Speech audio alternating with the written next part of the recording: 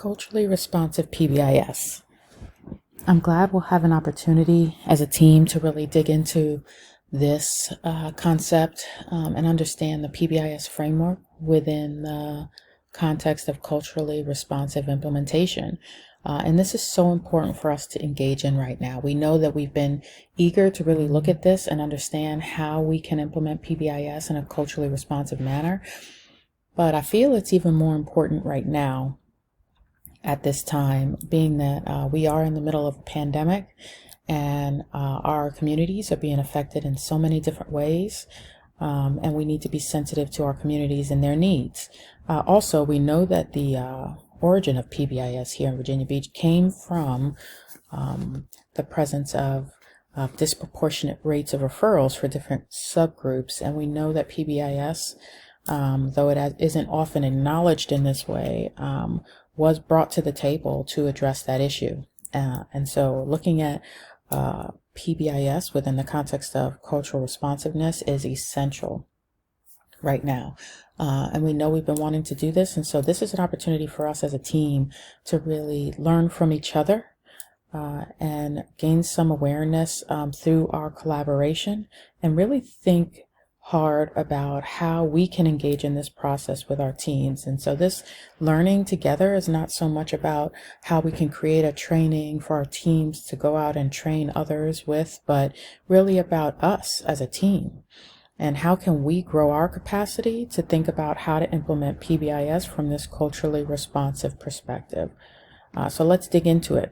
All the information shared on these slides comes directly from the Cultural Responsiveness Field Guide. So it'll probably be helpful for you to have that in front of you, whether it's on your computer screen or you print it out, because I did not include everything. It is a dense document, but it will help you to have it next to you so that you can refer back to it. There's a lot of detailed information in there that I could not include, so I assume that we all are going to dig into it and kind of refer back to it on our own.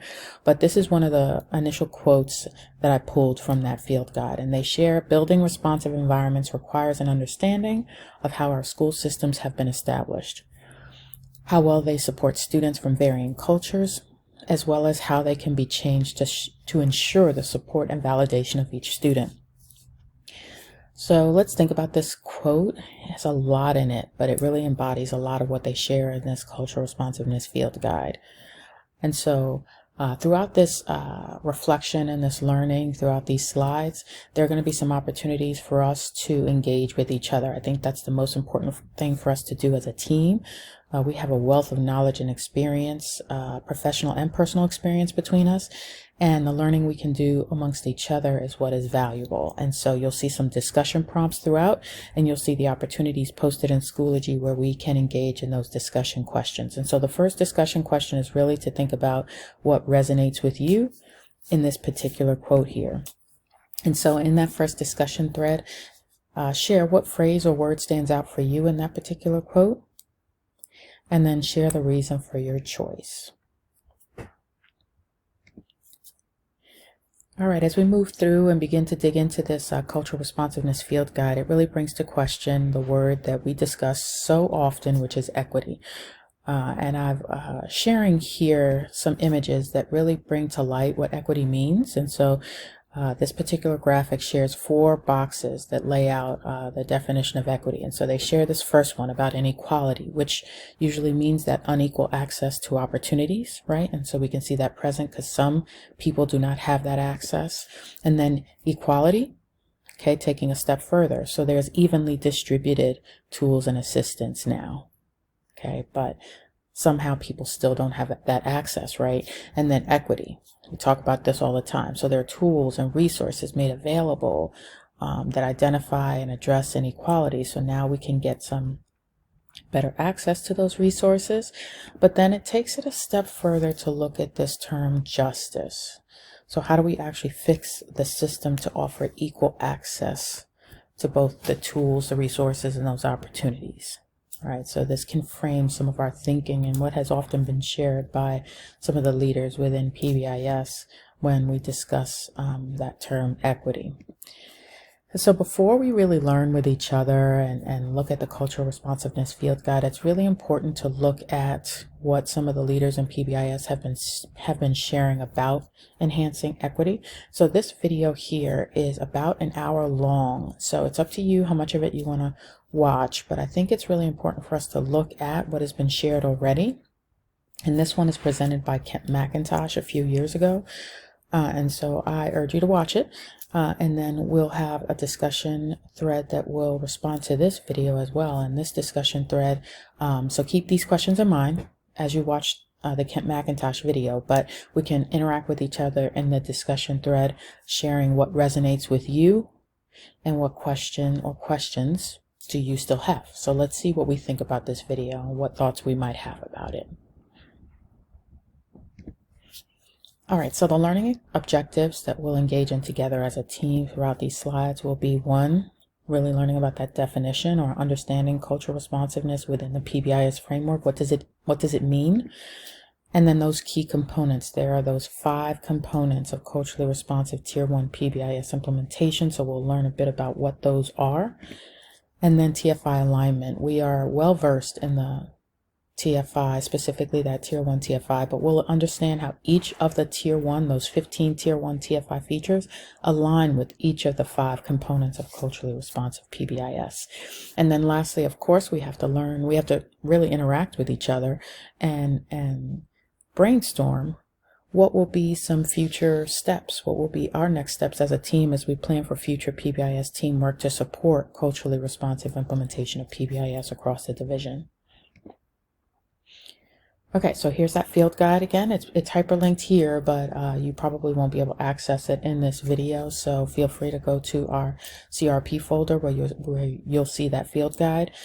And so the primary goal of cultural responsiveness within that PBIS framework is to use those core PBIS principles to change school cultures and systems in order to enhance educational equity. And because we know contextual fit is a core principle of PBIS, right? We're responding to the unique needs of each school community. We know that PBIS is not fully implemented until it is culturally responsive.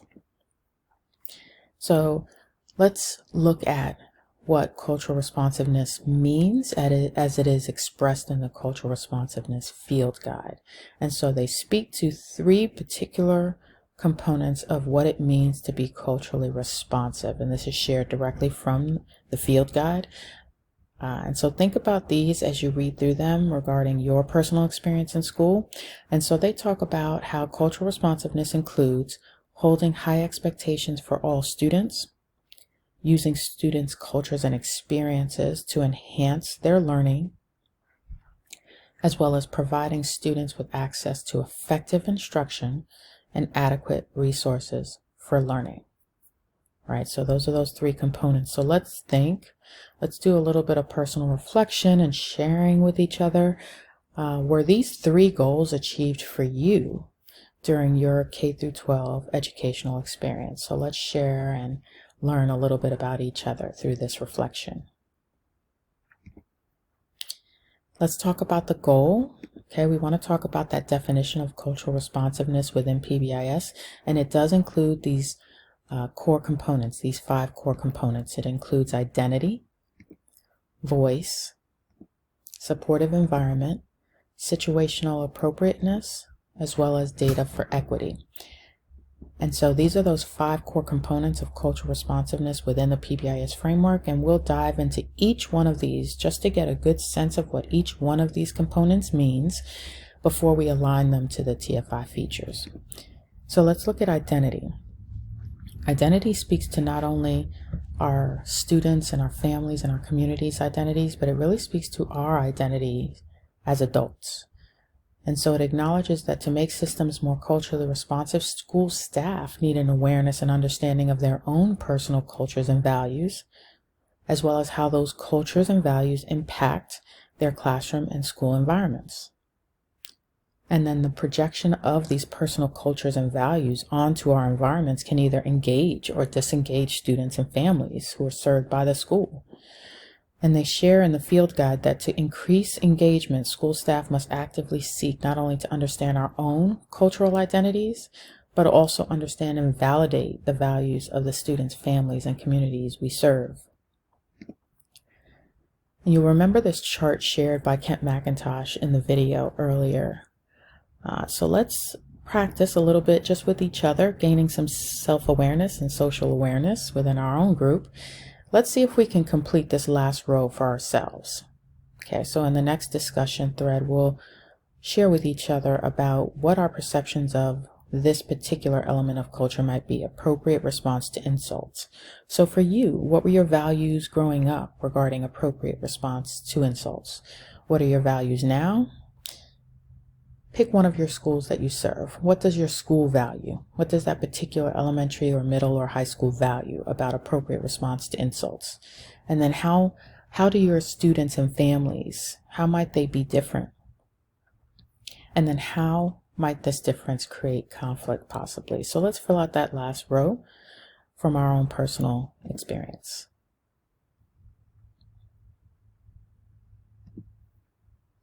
All right, let's look at that second component, voice.